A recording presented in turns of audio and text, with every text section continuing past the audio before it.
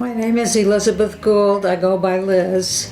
I was born October 24th, 1934 in Bronx, New York. I've been married for, it will be 60 years in January.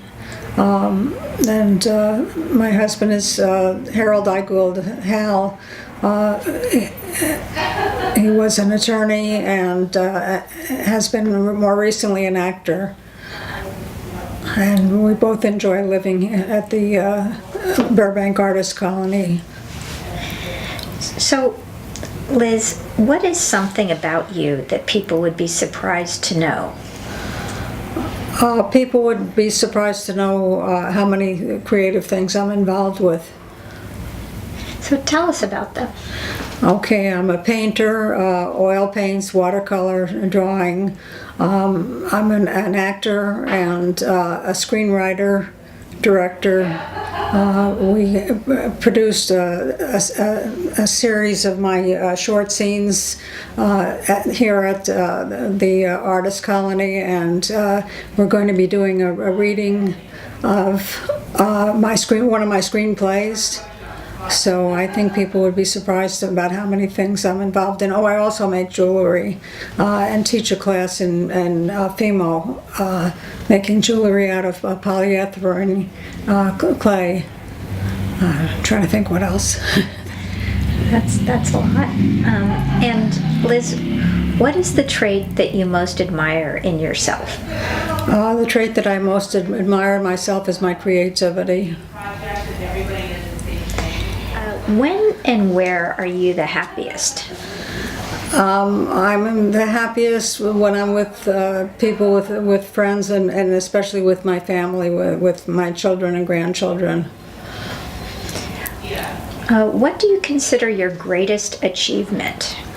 My greatest achievement is my family, my children, who are wonderful, and my grandchildren are even more wonderful.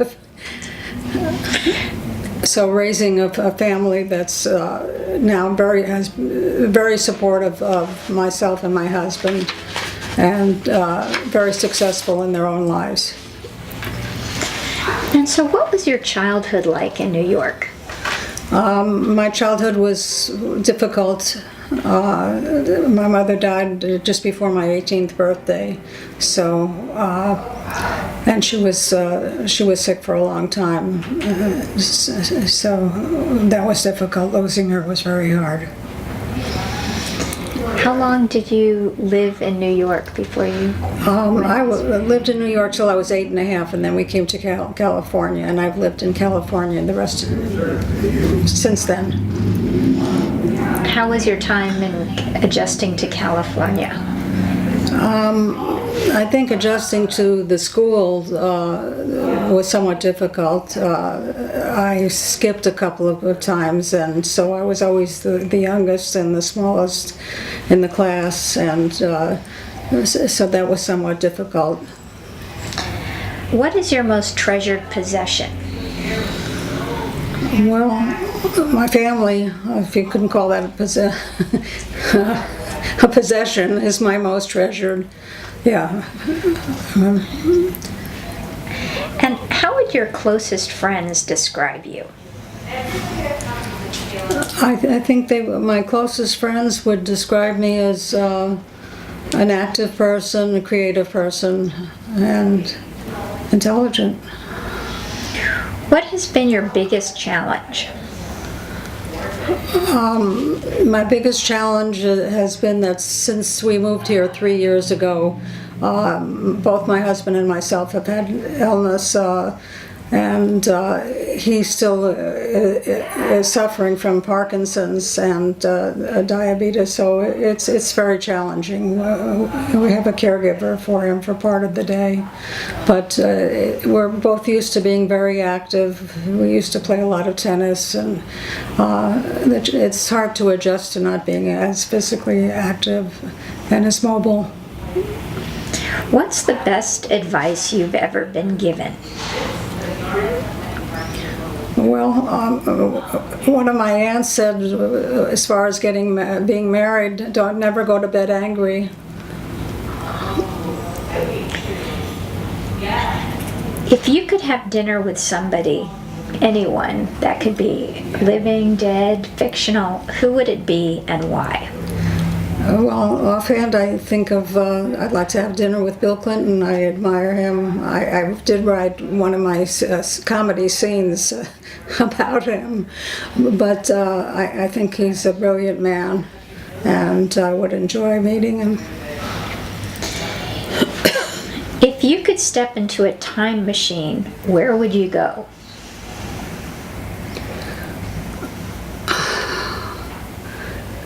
If I could step into a time machine, I think I'd go back to my early years of early adulthood, marriage and children, the beginning.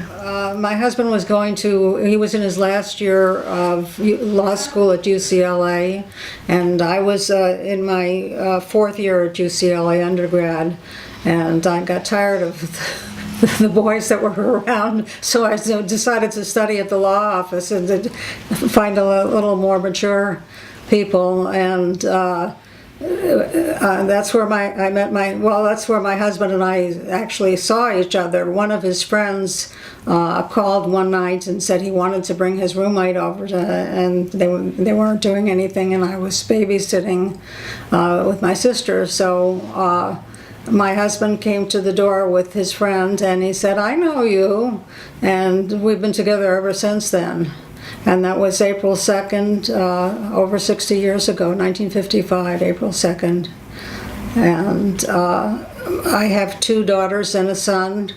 My oldest daughter is a graphic designer. My youngest daughter is a real estate, she does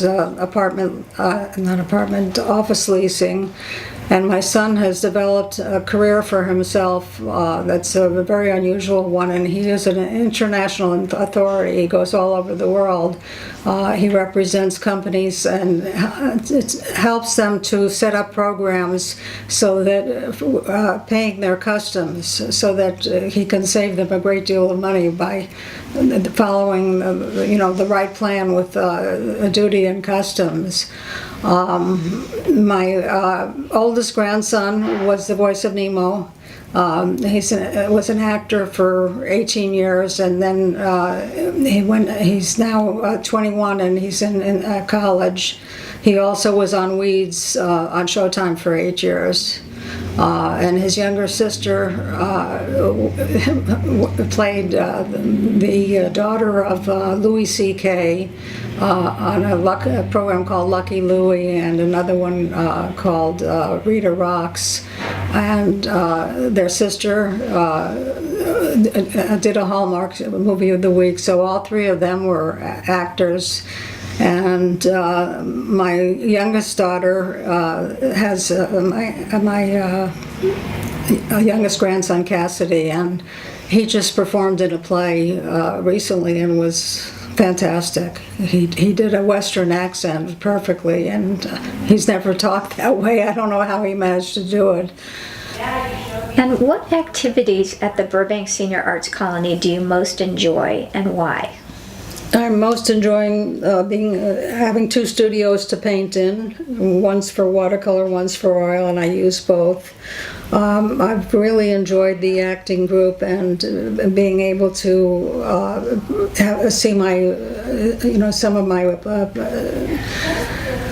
writing produced and put on, and people loved it, and it was very successful. And we're going to be doing there were 2 different shows that had my work in it, and I'm looking forward to doing the next one, which will include a reading of my screenplay at the beginning of December, hopefully. So tell us a little bit about your screenplay. I wrote 2 of them. One of them is called The Gods Have Aged, and it's about it's based on Greek mythology. My youngest grandson helped me with that. He had a wonderful book and he had some ideas, and he was very into Greek mythology. He's 10 now. And in the screenplay, the gods are aging because of all the bad things that have happened. They've allowed to happen in the world. So they've got to change their ways. and learn to get along with each other and to stop the wars and so on. The other one, The Addiction Switch, is about a man who decides who's a therapist, and I was a therapist myself for 25 years. And the man, Bert, has a home where he treats his patients and tries to cure them of their addictions, but his problem is that if he cures them, he loses them the business. So what he's working on is having them switch addictions and get involved with a different addiction than the original one. So that's The Addiction Switch. And what is your biggest pet peeve?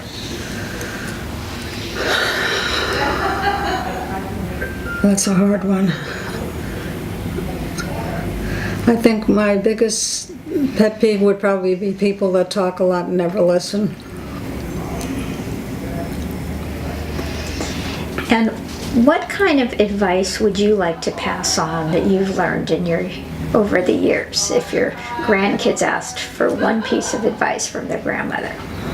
If my grandchildren asked for a piece of advice from me, I think I would tell them to marry someone that they get along with and to take a good look at the family, the spouse's family, before they decide to marry who they're going to marry, because you marry the family too, and that can be a big problem. Is there anything else you'd like to share with us today about your life that we should know about you? Well, I was a psychotherapist for 25 years and an MFT, a marriage family therapist. I've also been a teacher, and I worked in my husband's law office as a legal secretary for 18 years. And now that I'm retired, I'm fortunate that I have a lot of things that I really enjoy doing, because I think to retire and not have any plans for the retirement or things to go into would be a disaster. So, and I really stress creativity and as well as physical, being involved with a sport or something physical. Great. Well, thank Keeps you you. young.